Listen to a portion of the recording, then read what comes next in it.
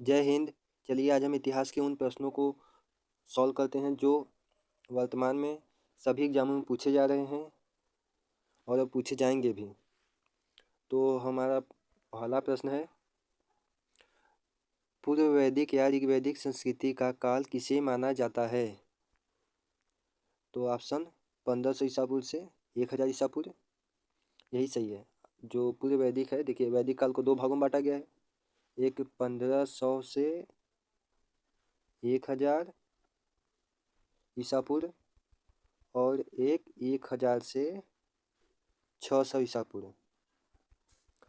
तो पहला ऋग्वैदिक काल 1500 से 1000 ईसा पूर्व सही है। अगला क्वेश्चन, उत्तर वैदिक संस्कृति का काल किसे माना जाता है? यह है 1000 से 600 ईसा पूर्व।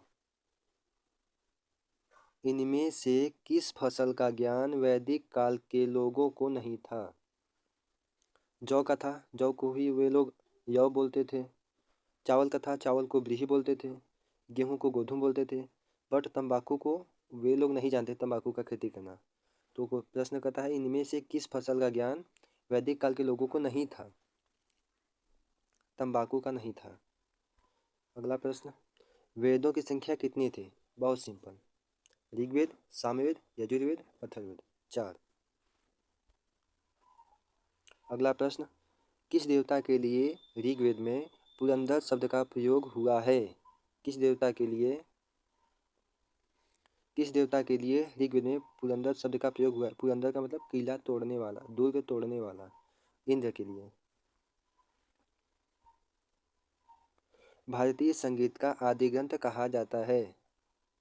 भारतीय संगीत का आदि ग्रंथ कहा जाता है सामवेद को, जिसमें सा रे गा मा पा ध नी की चर्चा है।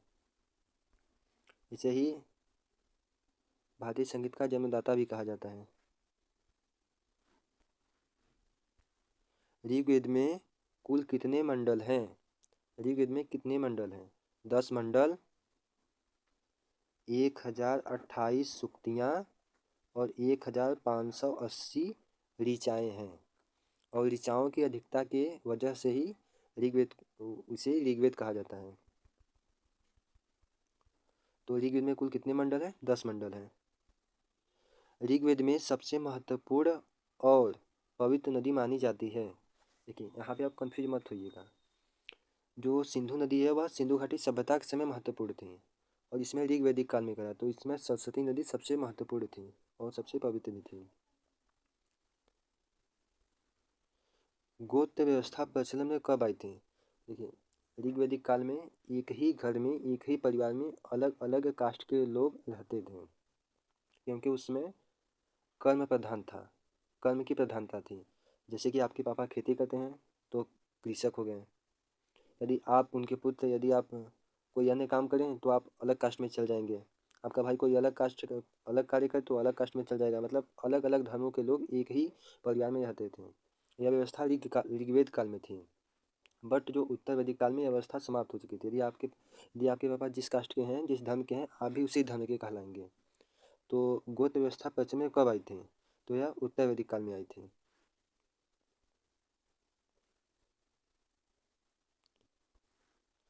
वैदिक युग में यौ कहा जाता था, अभी हमने उसको ऊपर बताया था। वैदिक युग में यौ कहा जाता है, यौ बोले तो जौ। व्रीहि शब्द किसके लिए प्रयुक्त हुआ है? व्रीहि बोले तो चावल। प्राचीनतम पुराण है, सबसे प्राचीनतम पुराण कौन सा है? मत्स्य पुराण। ऋग्वेद काल के सबसे प्रधान देवता कौन थे? ऋग्वेद काल के सबसे प्रधान देवता कौन थे? इंद्र थे। इंद्र को ही किलों का तोड़ने वाला, पुरंदर, इसे भी कहा जाता था। उत्तर वैदिक काल में किस देवता को सर्वोच्च स्थान प्राप्त था? उत्तर वैदिक काल में किस देवता को सर्वोच्च स्थान प्राप्त था? ऋग्वैदिक काल में इंद्र जी को था और उत्तर वैदिक काल में प्रजापति को था। निम्न में से किसे भारतीय परमाणुवाद का जनक कहा जाता है? भारतीय परमाणुवाद का जनक कणाद को कहा जाता था। इन्होंने सबसे पहले बताया था कि ब्रह्मांड छोटे छोटे परमाणुओं से मिलकर बना है। ऋग्वेद में सूक्त हैं, कितने सूक्त हैं? तो ऋग्वेद में कितने सूक्त हैं? 10 मंडल, 1028 मंत्र, 1580 ऋचाएँ हैं। तो ऋग्वेद में कुल कितने सूक्त हैं? तो 1028 सूक्तियाँ हैं। गायत्री मंत्र की रचना किसने की थी? गायत्री मंत्र की रचना किसने की थी? विश्वामित्र जी ने की थी। आर्यों का प्रिय पशु कौन सा था? गाय। आर्यों का प्रिय पशु गाय था। उपनिषद की संख्या कितनी है? 108, 106, 101, 102। तो उपनिषद की संख्या है, उपनिषद की संख्या 108 होती है। तो यही सही हो गया। इनमें से कौन सा विकल्प सही है? ऋग्वेद में ईश्वर की महिमा नहीं, ये तो गलत है। ऋग्वेद में ईश्वर की महिमा नहीं थी। ऋग्वेद में ईश्वर की महिमा नहीं थी। ऋग्वेद में जैसे कि आपका ईश्वर की महिमा नहीं थी। ऋग्वेद में ऋचाओं की अधिकता थी, उसमें मंत्र थे, और जो आपके गायत्री मंत्र हो गए, इस सभी से संबंधित था। और सामवेद में आपका गीत था, और इसमें क्या कहा है? सामवेद में बलिदान की विधि की चर्चा थी नहीं, सामवेद में संगीत। और सामवेद को ही भारतीय संगीत का जन्मदाता कहा जाता है। जैसे सा रे गा मा पा धा नी, ये सामवेद से ही आया था। और यजुर्वेद में संगीत की चर्चा नहीं, यजुर्वेद में इसकी चर्चा नहीं है। यजुर्वेद में आपका 1990 मंत्र और युद्ध एवं कर्मकांड की चर्चा है।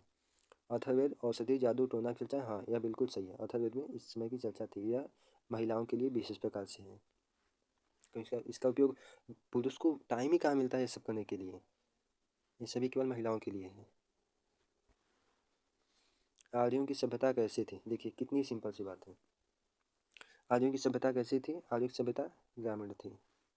और जो हमारे यहाँ जो सिंधु घाटी की सभ्यता थी वह शहरी थी, बट आर्यों की सभ्यता ग्रामीण थी।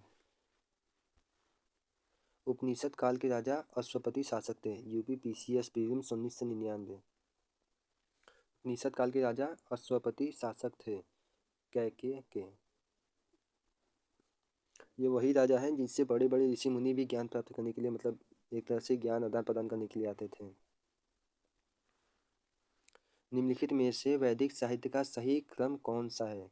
वैदिक संहिताएं, ब्राह्मण, आरण्यक, उपनिषद। वैदिक संहिताएं, उपनिषद, आरण्यक। ये पहला है, सही है पहला। वैदिक संहिताएं, ब्राह्मण, आरण्यक, उपनिषद। आरंभिक वैदिक साहित्य में सर्वाधिक वर्णित नदी है। मतलब आरंभिक वैदिक साहित्य में सर्वाधिक वर्णित नदी है कौन? सिंधु, सतुरी, सरस्वती, गंगा। सरस्वती नदी की सबसे अधिक चर्चा है। उम्मीद करता हूँ ये सभी प्रश्न आपको समझ में आएंगे। देखिए आईएएस प्रीलिम्स 1996 में पूछा गया था। और इन सभी इसका जो पीडीएफ होता है वह वीडियो के डिस्क्रिप्शन में आपको मिल जाएगा। और यदि आप हमारी वीडियो को पसंद करते हैं तो कृपया लाइक कीजिए और चैनल को सब्सक्राइब कीजिए। मिलते हैं नेक्स्ट वीडियो में। धन्यवाद।